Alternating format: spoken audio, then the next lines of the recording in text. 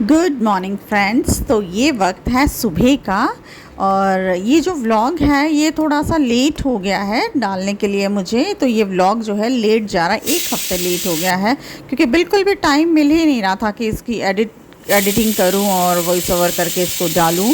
तो इसलिए थोड़ा सा ये व्लॉग लेट हो गया है।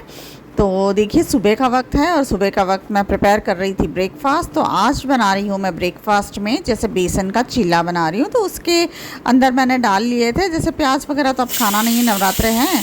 तो मैंने हरी मिर्च डाल दिया था, धनिया की पत्ती डाल ली थी, बस इतना ही डाला था मैंने, और जीरा डाल लिया था, हींग डाल लिया था इसमें, नमक वगैरह। और इसके चीले बना के फिर मैं दे रही थी जैसे हस्बैंड जी और ससुर जी के लिए बना रही थी, क्योंकि मेरा तो 9 दिन का मैं फास्ट रखती हूँ।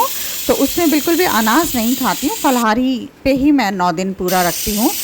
तो आज ब्रेकफास्ट में मैं बेसन के मैं चीले बना के दे रही थी और साइड में ही देखिए कुकर मैंने चढ़ा दिया था और उसमें मैं उबाल रही थी चने। जिस चने की मुझे सब्ज़ी बनानी है तो वो साइड में उबल रहा था, फिर उसकी सब्ज़ी मैं बाद में बनाऊँगी।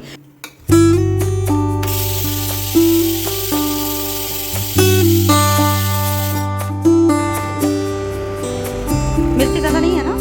ज़्यादा मिर्ची तो नहीं है ज़्यादा?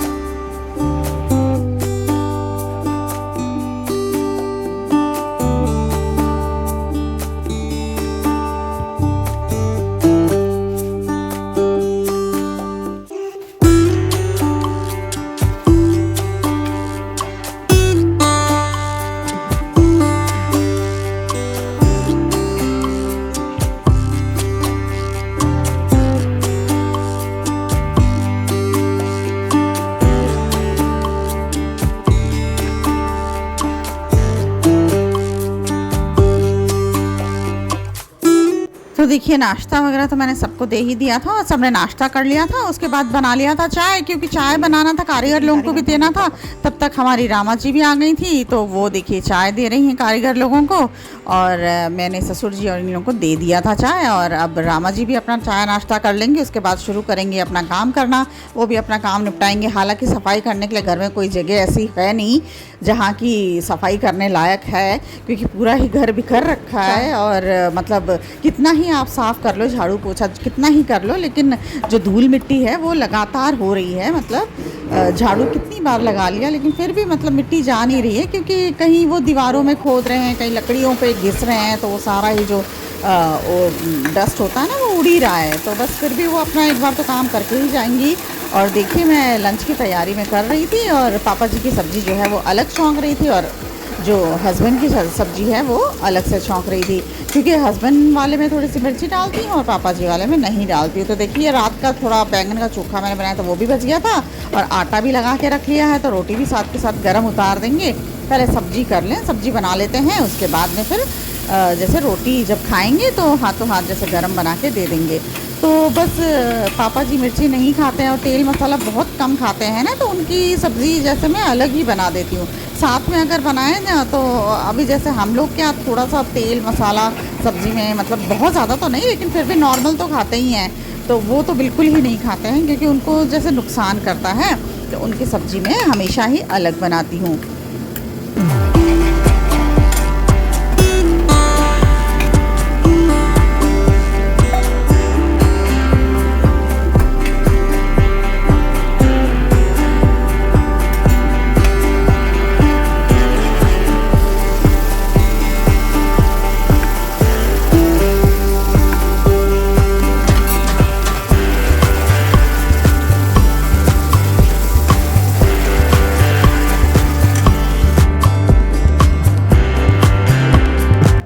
पापा जी ने क्या है कि चने की सब्ज़ी के साथ कह दिया था कि भाई रोटी और चावल दोनों ही बना दो। तो देखिए आधा ग्लास जैसे मैं चावल भी चढ़ा रही थी कि मतलब जो हस्बैंड जी हैं और ससुर जी हैं उन दोनों के ही मतलब थोड़े से चावल भी हो जाए और रोटी तो बनाऊंगी ही, क्योंकि चने के साथ उन्हें चावल भी थोड़ा सा खाना बहुत अच्छा लगता है। तो वो भी चढ़ा दिया था एक तरफ और सब्ज़ी तो हो ही रही थी।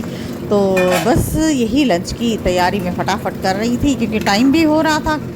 तो टाइम से खाना देना था। पापा जी को भूख लग जाती है ना जल्दी, हस्बैंड जी को तो क्या है वो तो आते हैं तो 2 बजे खाते हैं वो तो, लेकिन जैसे पापा जी को भूख जल्दी लगती है। तो देखिए मैं चोखा भी जो है ना बैंगन का उसको भी गर्म कर ले रही थी और उसमें थोड़ा सा धनिया पत्ती वगैरह डाल के थोड़ा सा उसको और भी मतलब फ्रेश कर लिया था और बहुत मतलब वापस से जैसे दोबारा छौंकते हैं ना उस तरीके से मैंने कर लिया था।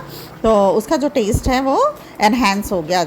और उसके बाद में सब्जियों में देखिए ये जो मोटी वाली मिर्च होती है ना, ये सब्ज़ी में ऊपर से काट के डालते हैं तो बहुत ज़्यादा इसको पकाते नहीं हैं, कच्चा कच्चा सा लगता है तो सब्ज़ी बहुत अच्छी लगती है। तो वही मैं काट के इसमें डाल रही थी। हमारे यहाँ ये जो मिर्च होती है ना ये सब्ज़ी में डालने वाली होती है, मतलब ऐसे खाएंगे ना तो इसमें मतलब ज़्यादा तीखी नहीं होती है, ये सब्ज़ी में डाल के लेकिन बहुत टेस्टी लगती है।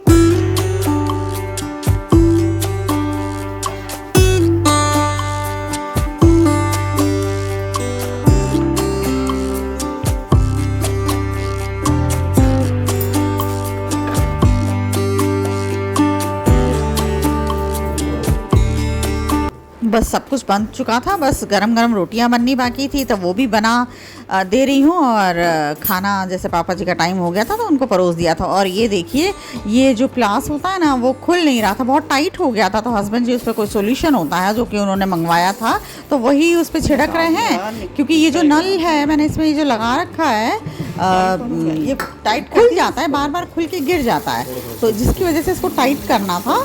तो बस वही प्लास से खोलने की टाइट करने की कोशिश कर रहे थे। तो प्लास क्या है कि बहुत टाइट चल रहा था तो उस पर सोल्यूशन लगा के उसको देखिए अब एकदम बहुत आसानी से ये मूव कर रहा है। ये क्या लोहे की चीज़ होती है ना, रखे रखे भी जैसे टाइट हो जाती हैं तो उसको जैसे सोल्यूशन वगैरह डाल देते हैं ना तो ये फटाफट मतलब उसका जो रस्ट है वो क्लियर हो जाता है और फिर आसानी से वो चलने लगता है। तो बस यही काम हो रहा था। और आप बताइएगा कि आपको ये जो व्लॉग है मेरा आज का कैसा लगा और जो फर्नीचर का काम चल रहा है वो कितना कंप्लीट हुआ, ये सब मैं आपको अपडेट देती रहूँगी। और बने रहिएगा मेरे ब्लॉग में। Good bye friends.